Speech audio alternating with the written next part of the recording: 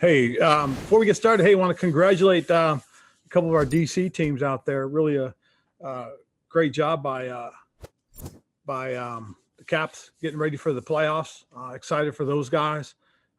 Real fired up for the Wizards. Clinching a play-in spot as well. And with what's going on with the Nationals, they've started their season. The Mystics start their season, as does the Spirit and DC United. So it's kind of exciting right now around town. So this is some great stuff. What was it like having Norv at practice, and how did that come to? Oh, it was great. With Scott Turner here, and I haven't coached for Norv, and actually a lot of our coaches have coached for Norv or coached with Norv. He's always had an open invitation. So, this year he's kind of making the circuit where he's visiting his family. He has a daughter that was in, I think she was in New Orleans doing some stuff. He went and saw her, and now he's out here seeing Scotty. And so when Scotty told me, hey, we invited him to practice, and it's kind of cool having Coach around. I was very fortunate to have worked for him and have him be part of my staff in Carolina. Very familiar with Coach.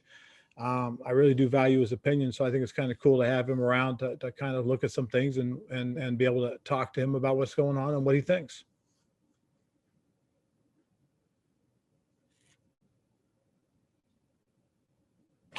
I have a non-rookies question for you. I wanted to ask you about training camp. You went on the road in Carolina to training camp. Have you kicked the tires on going back to Richmond? And what are kind of the pros and cons to you of doing that? Well, there are some things that we are going to be doing this offseason. I want to get into them. That's part of what we're working on right now. But, I have no issue with going away to camp. I've done it both ways, where you've done camp from home, or you've gone on the road. And I think both of them have their merits. Both of them have their challenges. But we are planning to do some things this coming training camp. Once we get all those details worked out, we'll let you guys know how it's going to be. But again, as I said, I have no issues either way. You mind expounding on what the positives might be to going on the road? Well, because you've got the guys that are away from specific distractions. It's an opportunity to bond a little bit more as a team. And you also get a chance to reach out to a different part of your fan base. It gets the guys used to traveling a little bit, those types of things. And you don't tear up your practice fields. Hey, Ron, what went into the decision to sign Bobby McCain yesterday? Give us another player. We have some open spots. We're looking for some open competition. We're looking for some guys that have position flex that will fit into what we're doing. And I know we've talked about Bobby and Derek. I wonder, is there any early indication for you of how that free safety competition might shape up? Nope. The big thing for me is again, guys that have position flex. The more spots you can play, the more opportunities you'll have to get on the football field. Thank you. Mm-hmm. Hey, Ron, I wanted to ask about the tryout guys who weren't able to be here. Yes. And it's so hard to get these chances for these guys right now. What's your, I don't know if sympathy is the right word, or empathy for the guys who didn't test positive, but yet couldn't work out here, knowing how hard it is to kind of get those tryouts? Yeah, it was, I am sympathetic, because I know how important those things are. And what will probably happen is we'll probably have an opportunity to bring those guys in and have them in for some sort of workout at some point. But right now it's just unfortunate, but, through an abundance of caution, and player health and safety, we did what we had to do, and that's unfortunate for those guys. But like I said, at some point, I know we'll talk about these guys once we're done, and talk about potentially doing something with them eventually as far as a workout day. And then for the guys who are here, even though it's just one day, did you see certain things that they were able to do better today? Yes. Just having gone through this?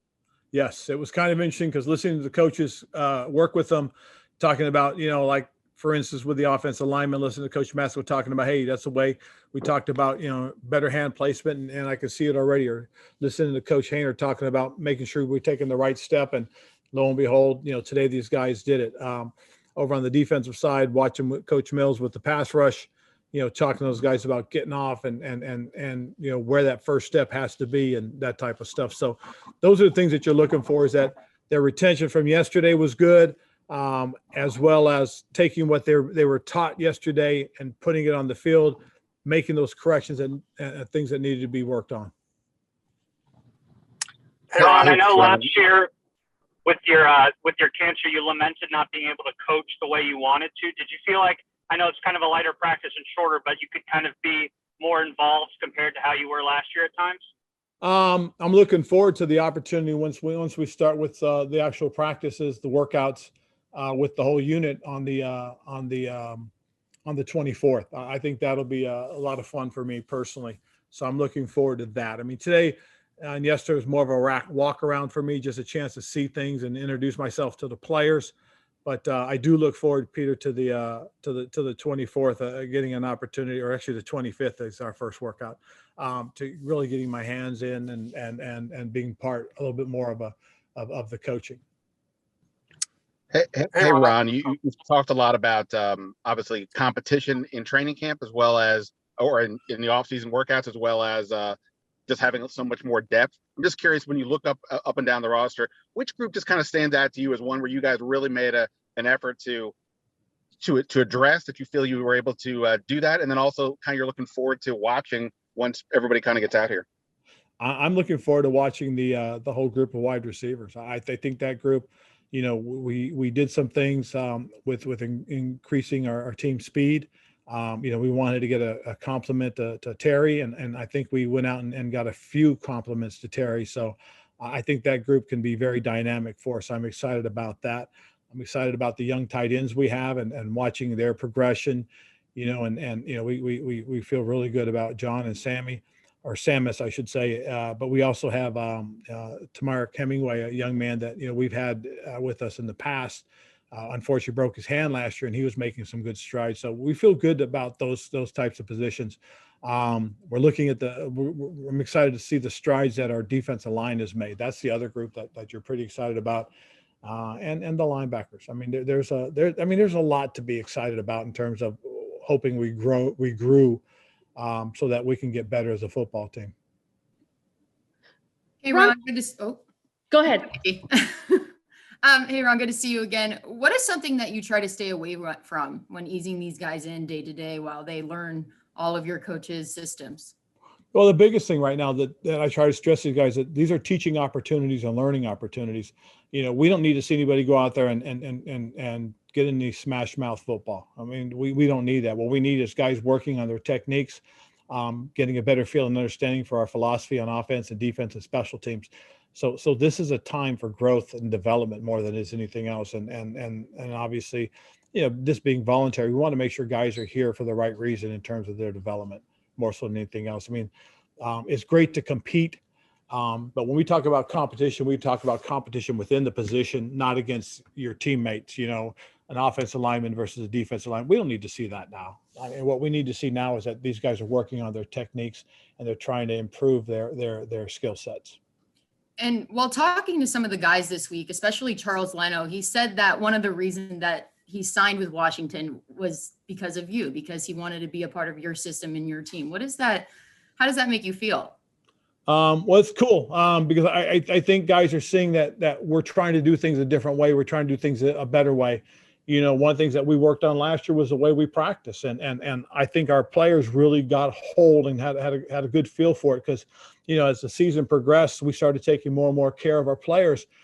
We got out of the full padded practices early. We got out of the helmeted practices early as well. So it was, and the emphasis really was on learning and understanding and knowing the game plan and how to attack our opponent. So I think, you know, he probably called guys that he knew that are playing for us and asked them what they thought. I know he talked to a couple of coaches that I've worked with. And I think that, you know, they told him, hey, this is a guy that gets it. So I appreciate him saying that. I really do. You know, we have a good staff of guys that I think also understand and feel that, you know, there is a right way to do it. And that's how we're going to do things the right way. Hey, Ron, with the addition of Bobby McCain, he's obviously another versatile player, you know, has played in the slot, has played safety. You have a ton of these versatile type guys. In your defensive system, how much do the roles between free and strong safety actually delineate?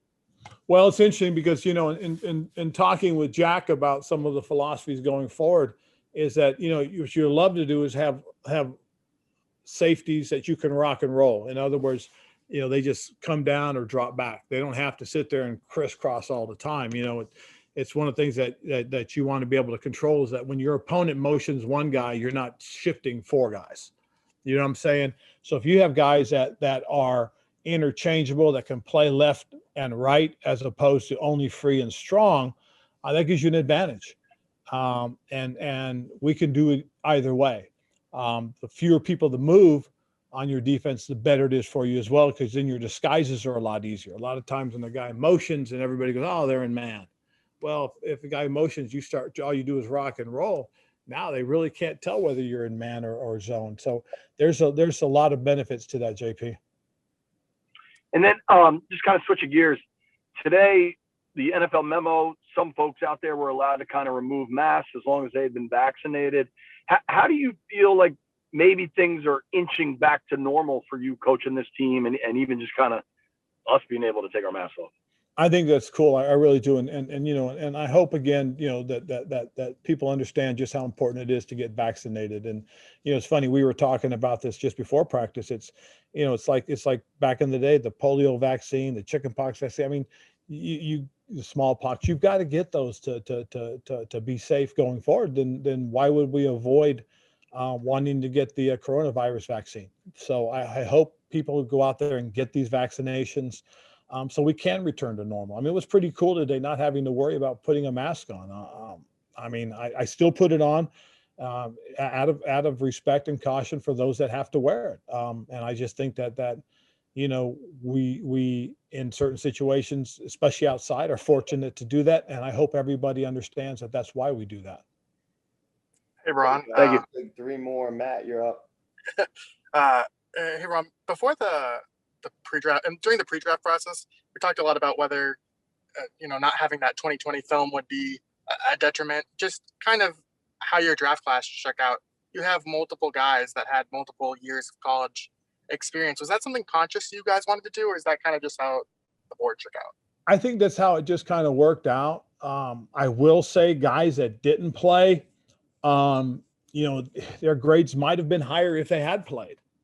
With the exception of a few guys. There were a few guys that, whether it was this year or last year's tape, they were going to be graded a specific way. But there are a couple guys that, we talked about it, and it came, that's off of 1999, or excuse me, that's off of 2019 film, and everybody kind of went, wow, okay, and so there was a little bit of that skepticism as well that might have played into it and might have changed how you graded a guy or how you looked at a guy. But for the most part, I think it's pretty much how it fell. And does having that experience, obviously you accomplished a lot last year. Does that help kind of speed this process along as you're trying to take a leap from year one to year two? I think it does, because, last year, I told you guys this, at one point, I remember counting 8 guys of first, second, and third year experience that played a lot of football for us and meaningful minutes, not fourth quarter mop up, clean them. And I'm talking about from the kickoff to the end of the game. We had guys with just first, second, and third year experiences playing big roles for us. And that translates very well going forward, because, we know how some of these guys play. We know what some of these guys did under pressure. We know how they reacted to certain things. So going forward, we can build off of that, which we intend to do. Hey, Ron, I don't think we asked you about this yesterday. If we did, I apologize. But just your general thoughts on the schedule, the 5 division games, all at the end, all in a row, the 2 home games to start, a couple of tricky road trips, and obviously the 8 home games and the 9 road games. Any issues, any problems, or do you think you got a pretty fair shake? I think we got a fair shake for the most part. I mean, I appreciate opening up at home. I'll tell you that much right now. Even though the second one's on Thursday night, still at home. The only real question mark I honestly do have, one concern I do have is I'm not a big fan of playing on Monday night and then having to travel to the West Coast. That one I was a little concerned with, but I get it. I do, the big question mark is finishing with the 5 division games in a row, but I also get that their thought process is they think we're all going to be jumbled up at the end, and we'll have a little round robin tournament to get everybody excited about, as far as that's concerned. So, I mean, we drew, like they say, you ride them as you draw them. Last one.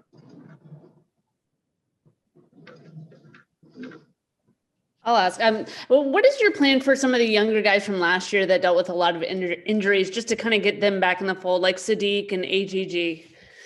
I knew that was. I knew exactly who you were talking about. I think the biggest thing, more than anything else, is just get them involved right away. I mean, there's no reason to ease anybody back in. These are their opportunities. We don't know a lot about them, and so for them to get on the field, for them to show us what they are capable of, why we drafted them, and we drafted them in the positions we did. That's probably the most important thing, I think, Nikki, that you have to, is you got to get them back on the field as quickly as possible. It's been kind of cool to watch them, especially Sadiq. I've had a lot of opportunities to see him just because he's been here, because he's been rehabbing. And so that was kind of a good thing. I've seen a little bit of AGG. I've heard a lot of good things from the strength conditioning guys and the trainers. So I'm really excited to see those guys out there. I really am.